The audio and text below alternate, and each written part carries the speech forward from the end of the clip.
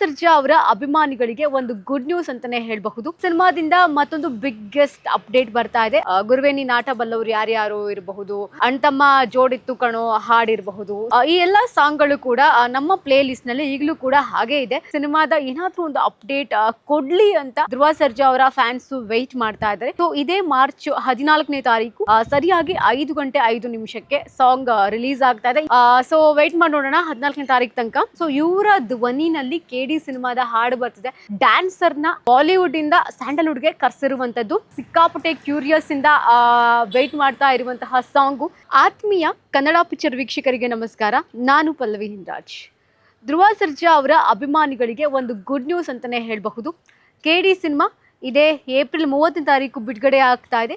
So ಸಿನಿಮಾದಿಂದ ಮತ್ತೊಂದು biggest update ಬರ್ತಾ ಇದೆ. ಅದು ಏನಪ್ಪಾ ಅಂತಂದ್ರೆ ಇದೇ ಮಾರ್ಚ್ 14ನೇ ತಾರೀಕು ಒಂದು ಸಾಂಗ್ ಸಿನಿಮಾದಿಂದ ರಿಲೀಸ್ ಆಗ್ತಾ ಇದೆ 5:05 ಸರಿಯಾಗಿ.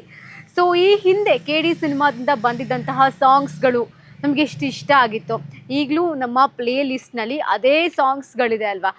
ಗುರುವೇ ನೀ ನಾಟ ಬಲ್ಲವರು ಯಾರ್ಯಾರು ಇರಬಹುದು, ಜೊತೆಗೆ ಅಣ್ತಮ್ಮ ಜೋಡಿತ್ತು ಕಣೋ ಹಾಡಿರಬಹುದು. ಸೊ ಈ ಎಲ್ಲ ಸಾಂಗ್ಗಳು ಕೂಡ ನಮ್ಮ ಪ್ಲೇ ಲಿಸ್ಟ್ನಲ್ಲಿ ಈಗಲೂ ಕೂಡ ಹಾಗೇ ಇದೆ. ಸೊ ಕೆಡಿ ಸಿನಿಮಾ ಯಾಕೆ ಇಷ್ಟು ದೊಡ್ಡ ಮಟ್ಟದಲ್ಲಿ ಚರ್ಚೆ ಆಗ್ತಾ ಇದೆ, ಸಿನಿಮಾದ ಬಗ್ಗೆ ಯಾಕೆ ಇಷ್ಟು ಕುತೂಹಲಕ್ಕೆ ಕಾರಣವಾಗಿದೆ ಅಂತಂದರೆ, ಒಂದು ವಿಷಯ, ಈ ಸಿನಿಮಾವನ್ನು ಡೈರೆಕ್ಟ್ ಮಾಡ್ತಾ ಇರುವಂಥದ್ದು ಜೋಗಿ ಪ್ರೇಮ್ ಅವರು. ಹಾಗೆಯೇ ಈ ಸಿನಿಮಾದಲ್ಲಿ ಬಹುತಾರಾ ಬಳಗವೇ ಇದೆ. ಸಂಜಯ್ ದತ್ ಅವರಿದ್ದಾರೆ, ಶಿಲ್ಪಾ ಶೆಟ್ಟಿ ಅವರಿದ್ದಾರೆ, ನಮ್ಮ ಕನ್ನಡದ ಕಲಾವಿದರಾದಂತಹ ಧ್ರುವ ಸರ್ಜಾ ಅವರಿದ್ದಾರೆ, ರವಿಚಂದ್ರನ್ ಅವರಿದ್ದಾರೆ, ಜೊತೆಗೆ ರಮೇಶ್ ಅರವಿಂದ್ ಅವರಿದ್ದಾರೆ.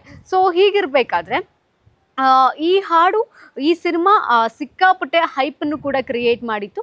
ಸೊ ಈ ಹಿನ್ನೆಲೆಯಲ್ಲಿ ಸಿನಿಮಾದ ಏನಾದರೂ ಒಂದು ಅಪ್ಡೇಟ್ ಕೊಡಲಿ ಅಂತ ಧ್ರುವ ಸರ್ಜಾ ಅವರ ಫ್ಯಾನ್ಸು ವೆಯ್ಟ್ ಮಾಡ್ತಾ ಇದ್ದಾರೆ. ಸೊ ಇದೇ ಮಾರ್ಚ್ 14ನೇ ತಾರೀಕು ಸರಿಯಾಗಿ 5:05 ಸಾಂಗ್ ರಿಲೀಸ್ ಆಗ್ತಾ ಇದೆ. ಈ ಸಾಂಗ್ ಸ್ಪೆಷಾಲಿಟಿ ಏನು, ಸೊ ನಾನು ಹೇಳ್ತಾ ಹೋಗ್ತೀನಿ. ಮೊದಲನೇದಾಗಿ ಈಗ ಬರ್ತಿರುವಂತಹ ಸಾಂಗ್ ಹೆಸರು ಸರ್ಸೆ ನಿನ್ನ ಸೆರಗ ಸರ್ಸೆ ಹಾಡು. ಸೊ ಈ ಸಾಂಗ್ ಹೇಗಿರುತ್ತೆ ಅನ್ನುವಂತಹ ಕ್ಯೂರಿಯಾಸಿಟಿ ಎಲ್ಲರಲ್ಲೂ ಕೂಡ ಹಾಗೇ ಇದೆ. ಜೊತೆಗೆ ಈ ಹಾಡನ್ನು ಹಾಡಿರುವಂತಹ ಸಿಂಗರ್ಸು ವೆರಿ ಸ್ಪೆಷಲ್ ಅಂತಲೇ ಹೇಳಬಹುದು. ಸೊ ಈ ಹಿನ್ನೆಲೆಯಲ್ಲಿ ಈ ಸಾಂಗ್ ಕೂಡ ಒಂದು ಬಿಗ್ಗೆಸ್ಟ್ ಹಿಟ್ ಆಗುತ್ತೆ ಅನ್ನೋದು ಒಂದು ನಂಬಿಕೆ. ಕನ್ನಡದಲ್ಲಿ ಅಂದರೆ ನಮ್ಮ ಕನ್ನಡದಲ್ಲಿ ಈ ಹಾಡನ್ನು ಹಾಡಿರುವಂಥದ್ದು ಐಶ್ವರ್ಯ ರಂಗರಾಜನ್ ಅವರ ಧ್ವನಿಯಲ್ಲಿ ಬಂದಿರುವಂತಹ ಹಾಡು. ಸೊ ಅವರು ಹಾಡಿರುವಂತಹ ಹಾಡುಗಳು ನಿಮಗೂ ಗೊತ್ತೇ ಇದೆ. ಅವರ ಈ ಒಂದು ಜರ್ನಿ ಹೇಗಿದೆ, ಅವರ ಹಾಡುಗಳು ಹೇಗಿದೆ, ಎಷ್ಟು ಹಿಟ್ ಆಗಿದೆ. UI ಸಿನಿಮಾದ ಜೋಳಾಗುತ್ತೆ ಸಾಂಗ್ ಎಷ್ಟು ಹಿಟ್ ಆಗಿತ್ತು. ಜೊತೆಗೆ ನಮಾಮಿ ನಮಾಮಿ ಸಾಂಗ್ ಎಷ್ಟು ಹಿಟ್ ಆಗಿತ್ತು. ಮೀಟ್ ಮಾಡೋಣ ಇಲ್ಲ ಡೇಟ್ ಮಾಡೋಣ ಸಾಂಗು ಇವಾಗ ಎಲ್ಲ ಹುಡುಗಿರು ಜಾಸ್ತಿ ರೀಲ್ಸ್ ಮಾಡಿಕೊಂಡು ವಿಡಿಯೋಸ್ ಮಾಡ್ಕೊಂಡಿದ್ದಿದೆ ಈ ಸಾಂಗ್ಗೆ. ಅನಂತರದಲ್ಲಿ ಶೇಕ್ ಇಟ್ ಪುಷ್ಪವತಿ ಹಾಡು. ಸೊ ಇದೆಲ್ಲ ಎಷ್ಟು ಬಿಗ್ಗೆಸ್ಟ್ ಹಿಟ್ ಆಗಿತ್ತು. ಇನ್ನು ಲಿಸ್ಟೇ ಇದೆ ಅಂತಲೇ ಹೇಳ್ಬೋದು ಅವ್ರ ಸಾಂಗ್ಗಳ ಬಗ್ಗೆ ಹೇಳೋದಾದರೆ. ಸೊ ಇಂತಹ ಗಾಯಕಿ ಕೆಡಿ ಸಿನಿಮಾದಲ್ಲಿ ಸರ್ಸೆ ನಿನ್ನ ಸರ್ಗ ಸರ್ಸೆ ಹಾಡನ್ನು ಹಾಡಿರುವಂಥದ್ದು. ಸೊ ಇದು ಟೋನ್ ಹೇಗಿರುತ್ತೆ ಅನ್ನುವಂತಹ ಕ್ಯೂರಿಯಾಸಿಟಿ ಕೂಡ ಹಾಗೇ ಇದೆ. ಸೊ ವೆಯ್ಟ್ ಮಾಡಿ ನೋಡೋಣ 14ನೇ ತಾರೀಕು ತನಕ. ಆನಂತರದಲ್ಲಿ ಈ ಹಾಡನ್ನು ಹಿಂದಿನಲ್ಲಿ ಆಡಿರುವಂಥದ್ದು ಮಂಗ್ಲಿ ಅವರು. ಸೊ ಮಂಗ್ಲಿ ಅವ್ರ ಬಗ್ಗೆ ಕೂಡ ಏನು ವಿಶೇಷವಾಗಿ ಹೇಳೋದಿಲ್ಲ. ಅವರು ಕೂಡ ಪಾಪ್ಯುಲರ್ ಆಗಿರುವಂತಹ ಸಿಂಗರು. ಹೆಚ್ಚಾಗಿ ತೆಲುಗುನಲ್ಲಿ ಅವರು ಗುರುತಿಸ್ಕೊಂಡಿದ್ದಾರೆ. ಎಲ್ಲ ಭಾಷೆಯಲ್ಲೂ ಕೂಡ ಹಾಡ್ತಾರೆ. ನಮ್ಮ ಕನ್ನಡದಲ್ಲೂ ಕೂಡ ಸಾಕಷ್ಟು ಹಾಡನ್ನು ಹಾಡಿದ್ದಾರೆ. ಆ ಹಾಡು ಕೂಡ ತುಂಬ ಫೇಮಸ್ ಆದಂತಹ ಹಾಡುಗಳು ಇದೆ. ಅದರಲ್ಲಿ ಯಾವನೋ ಇವನು ಗಿಲ್ಲಕ್ಕೂ ಹಾಡಾಗಿರಬಹುದು, ಸಾಧು ಜಂಗಮ ಸಾಂಗ್ ಆಗಿರಬಹುದು, ಕಣ್ಣು ಅದುರುತ್ತೆ ಸಾಂಗ್ ಆಗಿರ್ಬೋದು. ಈಗ ರೀಸೆಂಟಾಗಿ ಏಳುಮಲೆ ಸಿನಿಮಾಗೂ ಕೂಡ ಇವರ ಧ್ವನಿ ಇತ್ತು. ಸೊ ಎಲ್ಲ ಹಾಡುಗಳು ಕೂಡ ಈಗಲೂ ಸೋಷಿಯಲ್ ಮೀಡಿಯಾದಲ್ಲಿ ಟ್ರೆಂಡಿಂಗ್ನಲ್ಲಿದೆ. ಟ್ರೆಂಡ್ ಕ್ರಿಯೇಟ್ ಮಾಡಿದಂತಹ ಸಿಂಗರ್ ಅಂತಲೇ ಹೇಳ್ಬೋದು ಮಂಗ್ಲಿ ಅವರು. ಅಂತಹ ಸಿಂಗರ್ ಈಗ ಹಿಂದಿಯಲ್ಲಿ ಕೆಡಿ ಸಿನಿಮಾದ ಒಂದು ಐಟಮ್ ಸಾಂಗನ್ನು ಹಾಡಿರುವಂಥದ್ದು. ಸೊ ವಾಯ್ಸ್ ಎಷ್ಟು ರಗಡಾಗಿರುತ್ತೋ, ಜೊತೆಗೆ ಹೇಗಿರುತ್ತೆ, ಎಷ್ಟು ಸ್ಟನ್ನಿಂಗ್ ಆಗಿರುತ್ತೆ ಅನ್ನೋದನ್ನ ವೆಯ್ಟ್ ಮಾಡಿ ನೋಡಬೇಕಾಗಿದೆ. ಸೊ ಇದೇ ಹಾಡನ್ನು ಮಲಯಾಳಮಲ್ಲಿ ಯಾರು ಹಾಡಿದ್ದಾರೆ ಹಾಗಾದರೆ, ಸೊ ನೋಡ್ತಾ ಹೋಗೋಣ. ಸಿತಾರ ಕೃಷ್ಣನ್ ಕುಮಾರ್ ಅನ್ನುವಂಥವ್ರು ಹಾಡಿದ್ದಾರೆ. ಇವರು ಮಲಯಾಳಂ ಸಿಂಗರ್. ಇವರು ಬಹಳ ಒಳ್ಳೊಳ್ಳೆಯ ಹಾಡುಗಳನ್ನು ಇಂಡಸ್ಟ್ರಿಗೆ ಕೊಟ್ಟಂಥವ್ರು. ಬೇರೆ ಭಾಷೆಯಲ್ಲೂ ಕೂಡ ಹಾಡ್ತಾರೆ. ಇವರು ಹೆಚ್ಚಾಗಿ ಮಲಯಾಳಂನ ಕಾನ್ಸಂಟ್ರೇಟ್ ಮಾಡ್ತಾರೆ. ಸಾಮಿ ಸಾಮಿ ಮಲಯಾಳಂ ವರ್ಷನ್ನ ಹಾಡಿರೋದು ಇವರೇ. ಜೊತೆಗೆ ಕನ್ನುಂಡು ಕಪ್ಪೇಲ ಅನ್ನುವಂತಹ ಸಾಂಗ್ ಪಾಪ್ಯುಲರ್ ಸಾಂಗ್ ಇದೆ, ಅದನ್ನು ಹಾಡಿದ್ದಾರೆ. ಮಿಜಿಪಾಕಿ ಅನ್ನುವಂತಹ ಸಾಂಗನ್ನು ಕೂಡ ಹಾಡಿದ್ದಾರೆ. ಇನ್ನು ಹೆಚ್ಚು ಸಾಂಗ್ಗಳನ್ನು ಕೂಡ ಹಾಡಿದ್ದಾರೆ. ಇಂಥವರು ಕೆಡಿ ಸಿನಿಮಾಕ್ಕೆ ಧ್ವನಿಯಾಗಿರೋದೇ ಅನ್ನೋದು ಬಹಳ ಖುಷಿಯಾಗುತ್ತೆ. ಆನಂತರದಲ್ಲಿ ತಮಿಳಲ್ಲೂ ಕೂಡ ಒಂದು ಕುತೂಹಲದಿಂದ ಇರುವಂತಹ ವಿಷಯ ಏನಪ್ಪಾ ಅಂದರೆ ಈ ಸಿಂಗರ್ ಬಗ್ಗೆ ನಮ್ಗೆಲ್ರಿಗೂ ಕೂಡ ಗೊತ್ತೇ ಇದೆ. ಯಾರು ಇವ್ರ ಹಿನ್ನೆಲೆ ಏನು, ಇವರ ಜರ್ನಿ ಹೇಗಿದೆ. ಸೊ ಈ ವಿಚಾರವೂ ಕೂಡ ನಮ್ಮೆಲ್ರಿಗೂ ಕೂಡ ಗೊತ್ತೇ ಇದೆ. ರಾಜಲಕ್ಷ್ಮಿ ಅವರು ಯಾರಿಗೆ ಗೊತ್ತಿಲ್ಲ ಅವರು. ಸೊ ಅವರು ತಮಿಳಲ್ಲಿ ಹಾಡಿರುವಂತಹ ಹಾಡು, ಹೆಚ್ಚಾಗಿ ಇವರು ಜನಪದ ಶೈಲಿಯ ಹಾಡುಗಳನ್ನು ಹಾಡಿ ಇನ್ಸ್ಟಾಗ್ರಾಮಲ್ಲೂ ಕೂಡ ಹಾಡೋದು. ಸೊ ನಾವೆಲ್ಲರೂ ಕೂಡ ನೋಡಿರ್ತೀವಿ. ಜೊತೆಗೆ ಸಾಮಿ ತಮಿಳು ವರ್ಷನನ್ನು ಹಾಡಿರೋದು ಇವರೇ. ಸರಸರ ಪಾಂಬ ಅನ್ನುವಂತಹ ಹಾಡನ್ನು ಹಾಡಿದ್ದಾರೆ. ಸೊ ಇನ್ನೂ ಸಾಕಷ್ಟು ಹಾಡುಗಳನ್ನು ಹಾಡಿದ್ದಾರೆ.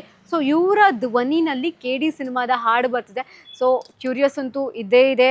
ಜೊತೆಗೆ ಇನ್ನು ಡ್ಯಾನ್ಸರ್ಸ್ ವಿಷಯಕ್ಕೆ ಬಂದಾಗ, ಸೊ ಜೋಗಿ ಪ್ರೇಮ್ ಅವರು ಹೇಗೆ ಅಂತಂದರೆ ಒಂದೊಂದು ಸಿನಿಮಾಗೂ ಕೂಡ ಏನಾದರೂ ಒಂದು ಸ್ಪೆಷಲನ್ನು ಇಟ್ಟೇ ಇರ್ತಾರೆ. ಸೊ ಈ KD ಸಿನಿಮಾ ಅಂತ ಬಂದಾಗ ಇಷ್ಟು ದೊಡ್ಡ ಮಟ್ಟದಲ್ಲಿ, ಅಂದರೆ ಪ್ಯಾನ್ ಇಂಡಿಯಾ ಮಟ್ಟದಲ್ಲಿ ಮಾಡ್ತಿದ್ದಾರೆ ಅಂದಮೇಲೆ ಏನಾದರೂ ಒಂದು ಸ್ಪೆಷಲ್ ಆಗಿ ಇರಲೇಬೇಕಲ್ವಾ, ಅವರ ಫ್ಯಾನ್ಸ್ಗೆ ಕೊಡಲೇಬೇಕಲ್ವಾ. ಅದೇ ರೀತಿಯಲ್ಲಿ ಒಂದು ವಿಶೇಷವಾಗಿರುವಂತಹ ಡ್ಯಾನ್ಸರ್ನ ನಮ್ಮ ಬಾಲಿವುಡ್ಡಿಂದ ಸ್ಯಾಂಡಲ್ವುಡ್ಗೆ ಕರೆಸಿರುವಂಥದ್ದು. ಅವ್ರು ಬೇರೆ ಯಾರೂ ಅಲ್ಲ, ನೂರ್ ಫತೇಹಿ ಅವರು.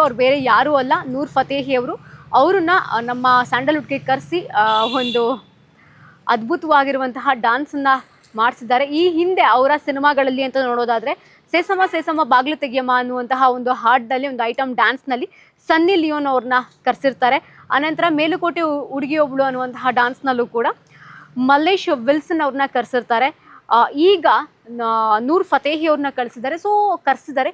ನೂರ್ ಫತೇಹಿ ಅವ್ರ ಬಗ್ಗೆ ನಮ್ಮೆಲ್ಲರಿಗೂ ಕೂಡ ಗೊತ್ತೇ ಇದೆ. ಯಾಕಂದರೆ ಅವರ ಹಾಡುಗಳು, ಅವರ ಡ್ಯಾನ್ಸು, ಅವರ ಒಂದು ಯೂನಿಕ್ ಸ್ಟೆಪ್ಗಳು ಈಗಲೂ ಕೂಡ ನಮ್ಮ ಮನಸ್ಸಿನಲ್ಲಿ ಉಳ್ಕೊಂಡಿರುವಂಥದ್ದು. ದಿಲ್ ಬಾರ್ ಸಾಂಗ್ ಆಗಿರಬಹುದು, ಅದರಲ್ಲಿ ಅವರು ಹಾಕಿದಂತಹ ಸ್ಟೆಪ್ಪು, ಜೊತೆಗೆ ಹೋಮ್ ಅಮ್ಮ ಅನ್ನುವಂತಹ ಸಾಂಗು ರೀಸೆಂಟಾಗಿ ಸಿಕ್ಕಾಪಟ್ಟೆ ಟ್ರೆಂಡನ್ನು ಕ್ರಿಯೇಟ್ ಮಾಡಿತ್ತು.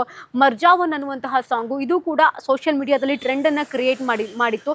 ಈ ಬೀಟೌನ್ ಬೆಡಗಿಯನ್ನು ಸ್ಯಾಂಡಲ್ವುಡ್ಗೆ ಕರೆಸಿ ಇಲ್ಲಿ ಒಂದು ಹೆಜ್ಜೆಯನ್ನು ಹಾಕಿಸಿರುವಂಥದ್ದು. ಸೊ ಸಿಕ್ಕಾಪಟ್ಟೆ ಕ್ಯೂರಿಯಸ್ಸಿಂದ ವೆಯ್ಟ್ ಮಾಡ್ತಾ ಇರುವಂತಹ ಸಾಂಗು ಇನ್ನೇನು ಜಸ್ಟ್ ಕೆಲವು ದಿನಗಳಲ್ಲಿ ಬರ್ತಾ ಇದೆ. ಇದೇ ಮಾರ್ಚ್ 14ನೇ ತಾರೀಕು. ಹಾಗೆಯೇ KD ಸಿನಿಮಾ ಇದೇ ಏಪ್ರಿಲ್ 30ನೇ ತಾರೀಕು ಬಿಡುಗಡೆ ಆಗ್ತಾ ಇದೆ. ಸೊ ಇದು ಧ್ರುವ ಸರ್ಜಾ ಅವರ ಅಭಿಮಾನಿಗಳಿಗೆ ಒಂದು ಬಿಗ್ಗೆಸ್ಟ್ ಗುಡ್ ನ್ಯೂಸ್ ಅಂತಲೇ ಹೇಳ್ತಾ ಹೋಗ್ಬೋದು. ಇದಾಗಿತ್ತು ಈ ಹೊತ್ತಿನ ವಿಶೇಷ. ಇನ್ನಷ್ಟು ಹೆಚ್ಚಿನ ಅಪ್ಡೇಟ್ಗಳಿಗಾಗಿ ನೋಡ್ತಾ ಇರಿ ಕನ್ನಡ ಪಿಕ್ಚರ್.